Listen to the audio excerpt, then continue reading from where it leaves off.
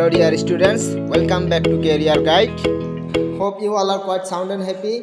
Dear students, today we are going to discuss about interrogative sentence অর্থাৎ প্রশ্নবোধক বাক্য। ইংরেজি জীবর বাক্য WH এর আরম্ভ হয় start with WH. These are called WH question. অর্থাৎ WH এর 9 ধৰণৰ প্ৰশ্ন কৰিব পাৰি অৰ্থাৎ 9টা এনেকুৱা WH কুৱেশ্যন আছে সেইকেইটা হৈছে যেনেকুৱা who whose whom what which when where why how এই 9টা কুৱেশ্যন ৱাৰ্ড বুলি কোৱা হয় আৰু these are called WH question গতিকে WH কুৱেশ্যন 9টা আছে ইংৰাজীত গতিকে চাওঁ আমি Not to be late and let's be started. So, প্রথম বাক্যটো আছে চাওঁ আমি হু ইয়াৰ উচ্চাৰণ হৈছে হু হু মানে কোন যেনে হু আৰ ইউ তুমি কোন আপুনি কোন হু আৰ ইউ ইংৰাজীত তাৰপিছত হু হ্যাজ কাম নাও অৰ্থাৎ এতিয়া কোন আহিল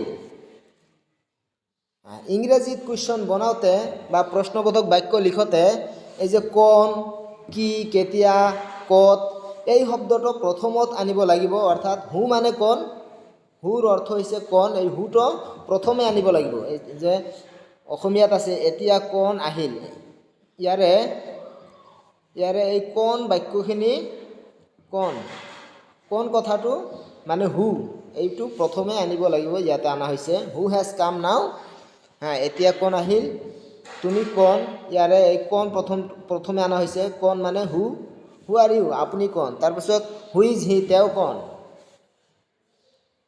অৰ্থাৎ হু ইজ হি তেওঁ কোন গতিকে হুৰ ব্যৱহাৰ আমি জানিলোঁ এতিয়া নেক্সট চাওঁ তাৰপাছত হুজ ইয়াৰ উচ্চাৰণ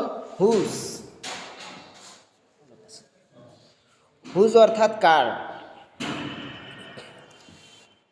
ইয়াৰে এছৰ উচ্চাৰণ অসমীয়া জ্বৰ নিচিনা হ'ব হুজ অৰ্থাৎ কাৰ যেনেকুৱা হুজ পেন ইজ দিছ এই কলমটো কাৰ হুজ কাৰ ইজ দ্যাট হৌ গাড়ীখন কাৰ এই যে কাৰ শব্দটো আছে কাৰ প্ৰথমে হুজ আনা হৈছে হুজ পেন ইজ দিছ এই কলমটো কাৰ হুজ কাৰ ইজ দ্যাট হৌ গাড়ীখন কাৰ ইত্যাদি So next চাওঁ হোম অৰ্থাৎ কাক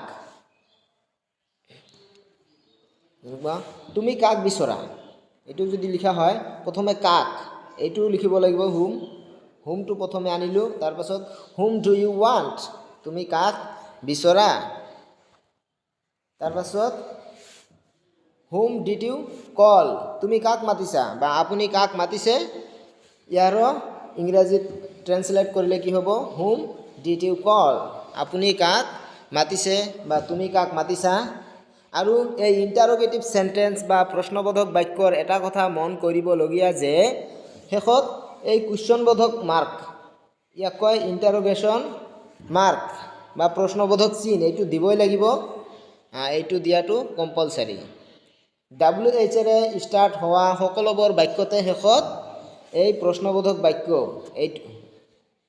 এইটো প্ৰশ্নবোধক চিন এই প্ৰশ্নবোধক চিনটো বা কুৱেশ্যন মাৰ্ক এইটো দিবই লাগিব এইটো মনত ৰাখিব লাগিব সো নেক্সট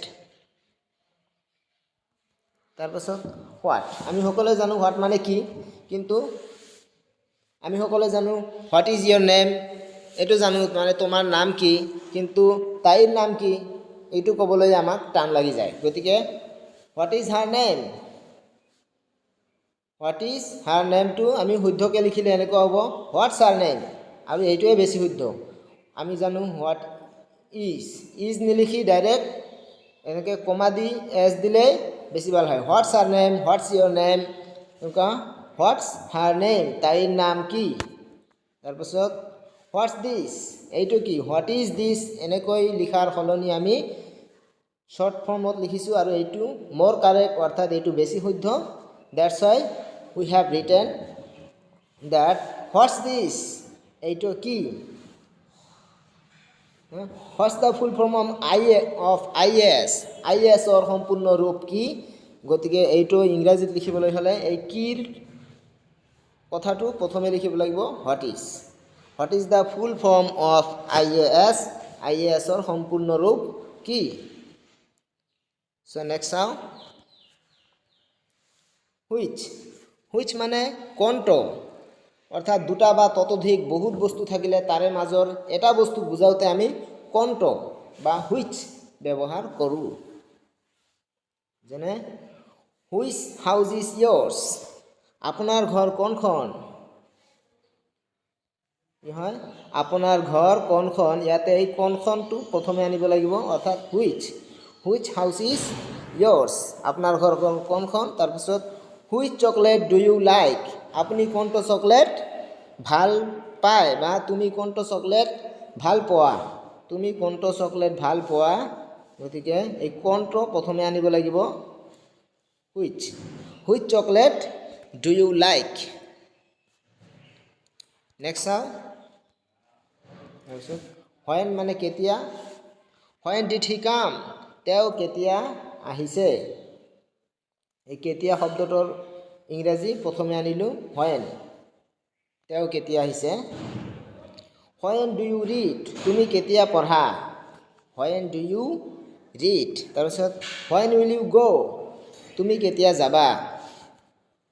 আমি কথাই কাৰোবাক সোধোঁ তুমি কেতিয়া যাবা, তো ইংৰাজীত ক'বলৈ হ'লে হোৱেন উইল ইউ গ। তাৰপিছত হোৱেৰ মানে ক'ত, যেনে হোৱেৰ আৰ ইউ গোয়িং, ক'লৈ গৈ আছা। ইয়াত যে ইউ, আমি তোমালোকে জানাই যে ইউৰ মানে ইউৰ অসমীয়া তুমি, কিন্তু ইয়াতে মই তুমি দিয়া নাই, কাৰণ এই যে গৈ আছা, আছাৰ মাজতে তুমি সোমাই আছে, সেইকাৰণে যে ক'লৈ গৈ আছা বা তুমি ক'লৈ গৈ আছা একেই হ'ব ইংৰাজীত লিখিলে হোৱেৰ আৰ ইউ গোয়িং। কাৰোবাক যদি তুমি সোধা ক'লৈ গৈ আছা, ইংৰাজীত ক'বলৈ হ'লে হোৱেৰ আৰ ইউ গোয়িং, ইউটো মাজত আহিয়ে যাব automatically. So' where do you live, তুমি ক'ত থাকা, এইটো পৰীক্ষাত আহিয়ে থাকে, তুমি ক'ত বাস কৰা, তুমি ক'ত থাকা। চ' হোৱেৰ ডু ইউ লিভ, তুমি ক'ত থাকা। তাৰপিছত ইয়াৰে ই এটা উঠা নাই, ইয়াত ই এটা হ'ব যে হোৱেৰ আৰ ইউ ফ্ৰম, তুমি ক'ৰ পৰা আহিছা, অৰ্থাৎ তুমি ক'ৰ পৰা, এইটো ইংৰাজীত লিখিলে হোৱেৰ আৰ ইউ ফ্ৰম।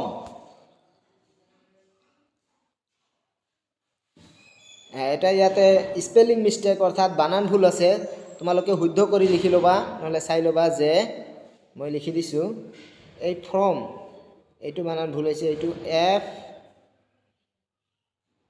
FROM এনেকুৱা হ'ব, এইটো শুদ্ধ হ'ব, গতিকে এইটো কাটা হৈ যাব। হোৱেৰ আৰ ইউ